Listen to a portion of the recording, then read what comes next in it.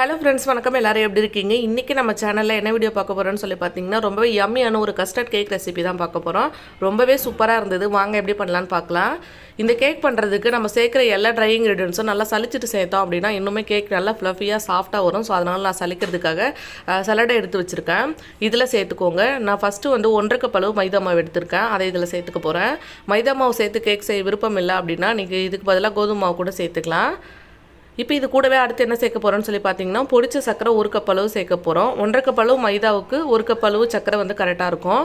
பொடிச்சதுக்கு அப்புறமா 1 கப் அளவு நீங்கள் எடுத்துக்கணும். இப்போ அதையும் இதில் சேர்த்துக்கலாம். சேர்த்துட்டு இதையும் வந்து அப்படியே லைட்டாக சலிச்சிடுறேன். இது வந்து ஃபுல்லாக இருக்கிறதால லைட்டாக சலிச்சிக்கலாம்.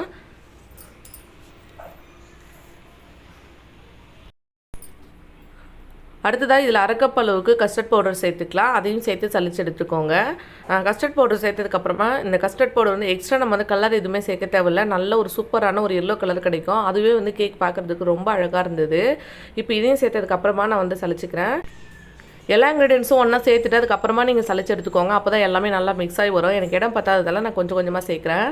அடுத்தது வந்து பார்த்திங்கன்னா 1 டேபிள் ஸ்பூன் அளவுக்கு பேக்கிங் பவுடர் சேர்த்துக்கிறேன். இது கூடவே 1/2 டீஸ்பூன் அளவுக்கு பேக்கிங் சோடா சேர்த்துக்கோங்க. சோடா உப்பு தான் பேக்கிங் சோடா.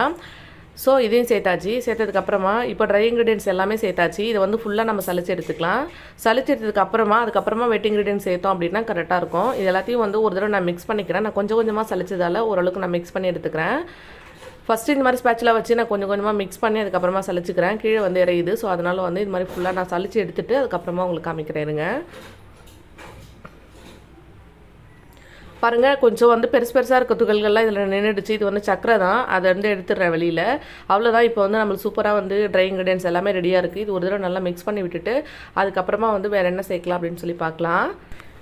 இந்த கேக்கில் வந்து இன்றைக்கி நம்ம முட்டை தயிர் எதுவுமே சேர்க்க போகிறதில்ல. நீங்கள் வந்து முட்டை தயிர் வந்து சேர்க்க விருப்பம் இல்லாதவங்களுக்கு இந்த கேக் வந்து ஒரு சூப்பரான ஆப்ஷனாக இருக்கும். அதனால் வந்து கண்டிப்பாக ஸ்கிப் பண்ணாமல் ஃபுல்லாக பாருங்கள். நீங்கள் வந்து கடைசி வரைக்கும் வீடியோ பார்க்காம பாதி அளவு பார்த்துட்டு அதுக்கப்புறம் நிறைய டவுட் கேட்குறீங்க. ஸோ ஃபுல்லாக பாருங்கள். அப்போ தான் வந்து கரெக்டாக உங்களால் செய்ய முடியும். இப்போ அடுத்ததாக வந்து பார்த்திங்கன்னா நான் 1/2 கப் அளவு ஆயில் எடுத்து வச்சுருக்கேன். அதை சேர்த்துக்கிறேன். நான் சன்ஃப்ளவர் ஆயில் சேர்த்துக்கிறேன். நீங்கள் சன்ஃப்ளவர் ஆயிலுக்கு பதிலாக பட்டர் கூட இருந்ததுன்னா உருக்கிட்டு சேர்த்துக்கலாம். இப்போ அதை சேர்த்ததுக்கப்புறமா அடுத்ததாக 1 கப் அளவு பால் எடுத்துருக்கேன். இதை கொஞ்சம் கொஞ்சமாக சேர்த்து நல்லா வந்து மிக்ஸ் பண்ணி விட்டுக்கோங்க. ஒரே சைடாக வந்து அப்படியே மிக்ஸ் பண்ணிகிட்டே வாங்க. இது ஃபுல்லாக வந்து மிக்ஸ் பண்ணிக்கலாம். நீங்கள் பால் இன்னும் தேவைப்பட்டால் கூட எக்ஸ்ட்ரா சேர்த்துக்கலாம். ஆனால் வந்து சரியான பதம் வர வரைக்கும் கொஞ்சம் கொஞ்சமாக பால் சேர்த்துக்கோங்க. மேக்ஸிமம் வந்து 1 கப் அளவு பால் தான் வந்து தேவைப்படும். நான் இது ஃபுல்லாக சேர்த்துட்டு இது வந்து அப்படியே நான் மிக்ஸ் பண்ணி விட்டுறேன். பாருங்கள், இது சேர்த்துட்டு மிக்ஸ் பண்ணதுக்கப்புறமா சூப்பராக ரெடி ஆகிடுச்சு. நம்ம கஸ்டர்ட் பவுடர் சேர்த்துருக்கிறதால கொஞ்சம் பார்க்கறதுக்கு திக்காக இருக்க மாதிரி இருக்குது.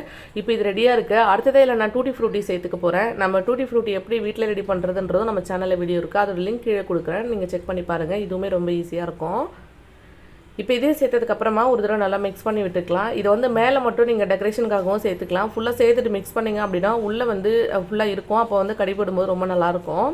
சேர்த்துட்டு இதை நான் மிக்ஸ் பண்ணிட்டேன். அடுத்ததாக வந்து வீட்டில் இருக்க ஏதாவது ஒரு பாத்திரம் எடுத்துக்கோங்க. இந்த மாதிரி நான் ஒரு பாத்திரம் எடுத்துருக்கேன். இதில் கொஞ்சமாக ஆயில் சேர்த்துட்டு இந்த மாதிரி வந்து ஃபுல்லாக ப்ரஷ் பண்ணி விட்டுக்கோங்க. தேவைப்பட்டால் இது மேலே கொஞ்சமாக மைதா மாவு சேர்த்து கூட நீங்கள் டஸ்ட் பண்ணி எடுத்துக்கலாம். இன்றைக்கி நான் டஸ்ட் பண்ணலை, வெறும் ஆயில் மட்டும்தான் அப்ளை பண்ணியிருக்கேன். எல்லா சைடும் படுற மாதிரி அப்ளை பண்ணிக்கோங்க. நீங்கள் ஆயில் வந்து சரியாக அப்ளை பண்ணலாம் அப்படின்னா அந்த இடத்துல வந்து கேக் பிடிச்சிக்கும். ஸோ எடுக்கும்போது நம்மளுக்கு உடஞ்சி வரும். அவ்வளோதான், ஃபுல்லாக வந்து க்ரீஸ் பண்ணியாச்சு. இப்போ எடுத்து வச்சுக்க பேட்டர் வந்து இதில் சேர்த்துக்கலாம். இதில் வந்து ஃபுல்லாக போட்டுட்டு அதுக்கப்புறமா ஒரு தடவை டேப் பண்ணிவிட்டு தேவைப்பட்ட மேலே இன்னும் கொஞ்சம் கூட டூட்டி ஃப்ரூட்டி சேர்த்துக்கலாம். நான் கொஞ்சம் டெக்கரேஷனுக்காக மேலுமே வந்து கொஞ்சம் சேர்த்துருந்தேன். இப்போ இது ஃபுல்லாக வந்து இதில் நான் சேர்த்துக்கிறேன்.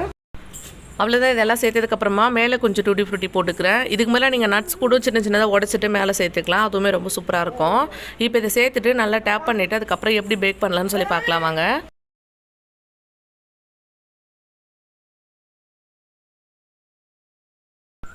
இப்போ நான் அந்த கேக் பேக் பண்ணுறதுக்காக இந்த மாதிரி ஒரு கடாய் வச்சுருக்கேன். கடாய்க்குள்ளே இந்த மாதிரி ஒரு ஸ்டாண்ட் போட்டுக்கோங்க. மேலே வந்து நல்லா ஃபிட் ஆகிற மாதிரி ஒரு மூடி எடுத்து வச்சுக்கோங்க. இதை வந்து 5 மினிட்ஸ் வந்து ப்ரீ ஹீட் பண்ணிக்கோங்க. வீட்டில் இருக்க வேஸ்ட்டு கடாயை எடுத்துக்கோங்க.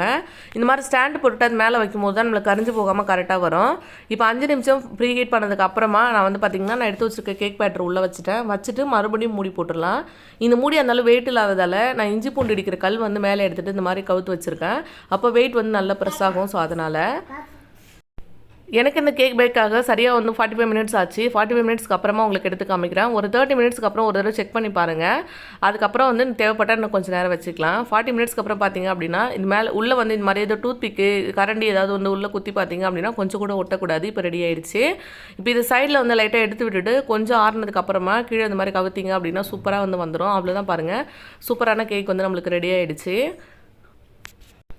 இப்போ இது எந்த அளவுக்கு சாஃப்ட்டாக இருக்குது பாருங்கள். நான் கட் பண்ணி காமிக்கிறேன். ரொம்பவே நல்லா இருந்தது, நல்லா டேஸ்ட்டாகவும் இருந்தது. கண்டிப்பாக நீங்கள் ட்ரை பண்ணி பாருங்கள். ரொம்ப நல்லாயிருக்கும், குழந்தைங்களுக்கு ரொம்ப பிடிக்குங்க. இது ட்ரை பண்ணி பார்த்துட்டு எப்படி வந்ததுன்னு சொல்லி மறக்காமல் கமெண்ட் பண்ணுங்கள். நம்ம சேனல் புதுசாக இருந்தீங்க அப்படின்னா சேனலை சப்ஸ்கிரைப் பண்ணி பக்கத்தில் இருக்க பெல் ஐக்கனும் கிளிக் பண்ணிக்கோங்க. தேங்க்யூ, தேங்க்ஸ் ஃபார் வாட்சிங், பாய்.